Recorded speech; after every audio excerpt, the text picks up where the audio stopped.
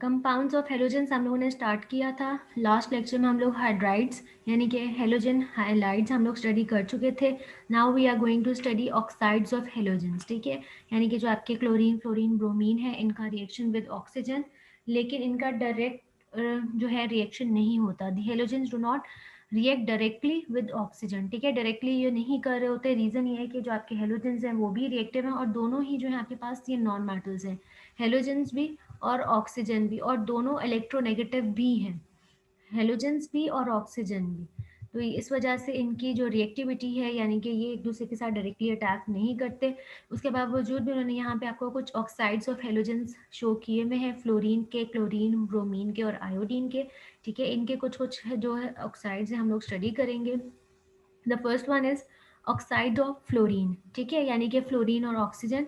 तो यहाँ पे पहले हमें कितने उन्होंने मेंशन किए हमें 3 है। ऑक्सीजन डाइफ्लोराइड, ठीक है, ऑक्सीजन डाइफ्लोराइड यानी OF2, डाई ऑक्सीजन डाइफ्लोराइड यानी O2F2, और try oxygen difluoride, try oxygen यानी कि O3F2, ठीक है। हम इसको स्टडी करेंगे डिटेल से O3F2 को, कि this oxide can be prepared, ठीक है, यानी कि trioxygen difluoride. This oxide can be prepared when a mixture of fluorine and oxygen is subjected to electric discharge, ठीक है। जब भी इनके अंदर से इलेक्ट्रिसिटी पास करवाएंगे, इलेक्ट्रिक डिस्चार्ज, जैसे आप लोगों ने फर्स्ट ईयर वगैरह में पढ़ा होगा डिस्चार्ज ट्यूब, ठीक है, इलेक्ट्रॉन प्रोटॉन न्यूट्रॉन की, इसी डिस्कवरी के अंदर इसी तरह से आप इलेक्ट्रिक डिस्चार्ज यूज करते हुए फ्लोरीन और ऑक्सीजन का रिएक्शन होगा, तब ये बनता है ट्राई ऑक्सीजन डाइफ्लोराइड, ठीक है। अगर टेम्परेचर 363 डिग्री सेल्सियस होगा, उस टाइम पे ये रेड, डार्क रेड कलर का विस्कस लिक्विड है, ठीक है।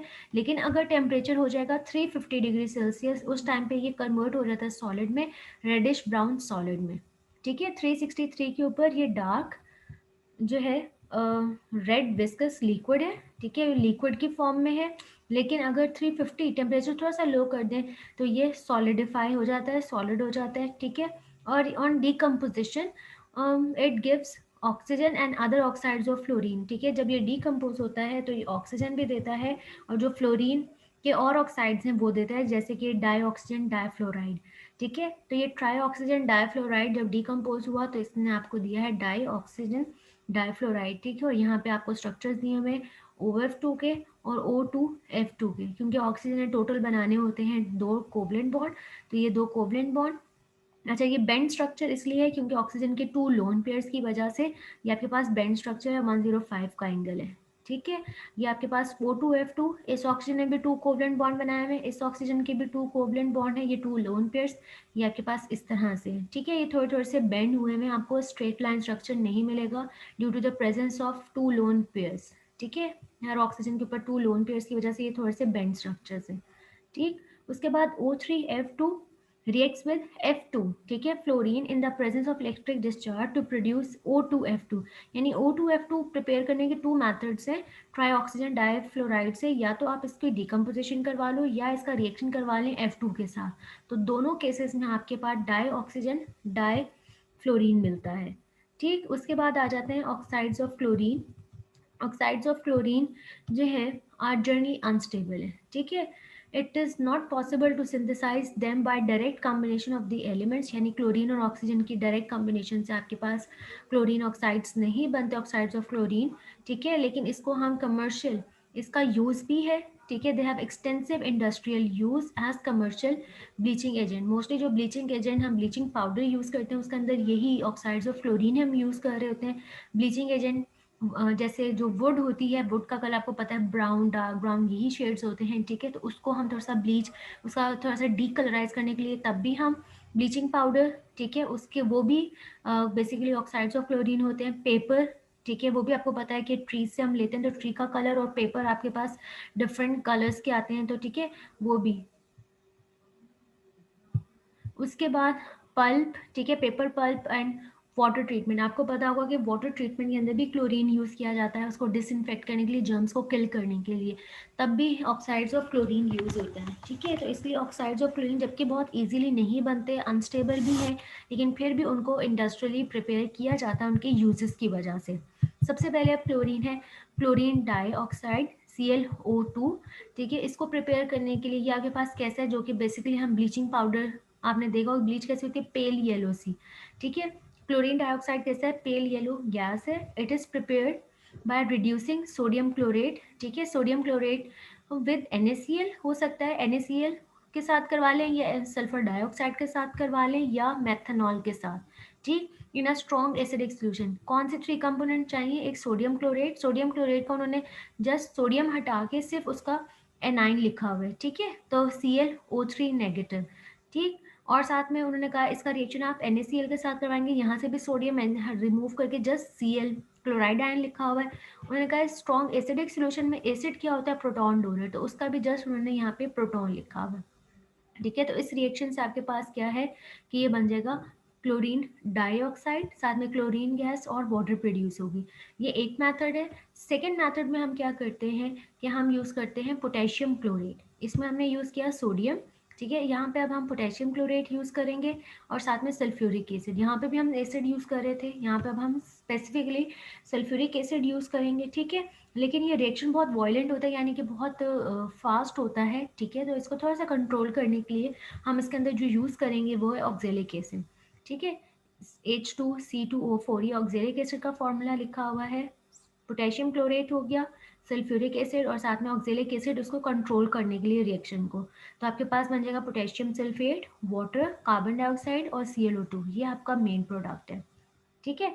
क्लोरीन डाइऑक्साइड, ठीक। Chlorine dioxide explodes into chlorine and oxygen on warming. अगर आप इसको थोड़ा सा हीट करेंगे तो ये ब्लास्ट हो जाता है क्लोरीन और ऑक्सीजन गैस के अंदर, ठीक है। ये वाटर सॉल्युबल है और ये स्टेबल होता है डार्क में। डार्क में यानी कि आपने जो इसकी बॉटल है वो, इसलिए आप थोड़ी सी डार्क ब्राउन कलर की, आपने लैब्स में अक्सर देखा हो कुछ केमिकल्स को डार्क ब्राउन कलर की बॉटल्स के अंदर स्टोर किया होता है, ठीक है।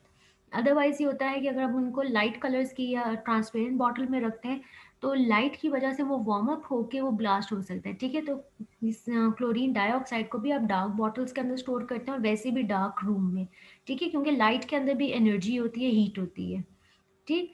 It decompose slowly into water, water to HCl and आपके पास HClO3 के अंदर ये कन्वर्ट हो जाता है, ठीक है। HClO3 के अंदर ये कन्वर्ट हो जाएगा। It is a paramagnetic substance. Paramagnetic substance क्या होता है, एनी सब्सटेंस इसके अंदर एटम, उसके अंदर अनपेयर्ड इलेक्ट्रॉन्स होते हैं, ठीक है, और they are attracted by magnet, ठीक है। तो ये मैग्नेट से अट्रैक्ट होते हैं, क्यों, रीज़न ये है कि इनके पास अनपेयर्ड इलेक्ट्रॉन्स होते हैं, ठीक। और इसको हम यूज़ करते हैं एंटीसेप्टिक के तौर पर for purification of water and to bleach cellulose material. Cellulose material again वही जैसे आपका वुड है या पेपर पल्प है, वो कौन से हैं, सेलुलोज मटेरियल है, ठीक है, क्योंकि उनकी जो सेल वॉल है उसके अंदर सेलुलोज है, ठीक। तो ये सारे उसके यूजेस और प्रिपरेशन हो गई। उसके बाद है क्लोरीन हेप्टाऑक्साइड, हेप्टा मीन 7, ठीक है। तो Cl2O7, Cl2O7 is an anhydride of perchloric acid.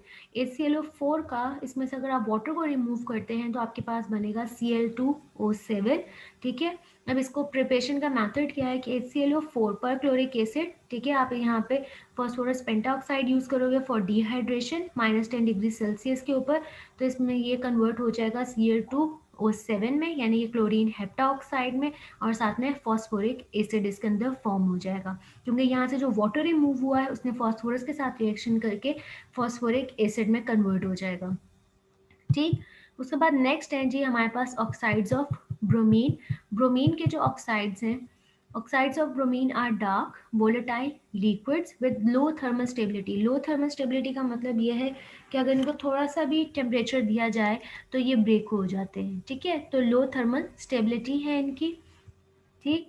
और ये डार्क वोलेटाइल लिक्विड्स, वोलेटाइल का मतलब ये होता है कि जल्दी वेपर्स के अंदर कन्वर्ट हो जाते हैं, ठीक है। क्योंकि लिक्विड है तो जल्दी ये वेपर्स में कन्वर्ट हो जाते हैं, तो इस वजह से ये डार्क वोलेटाइल लिक्विड्स।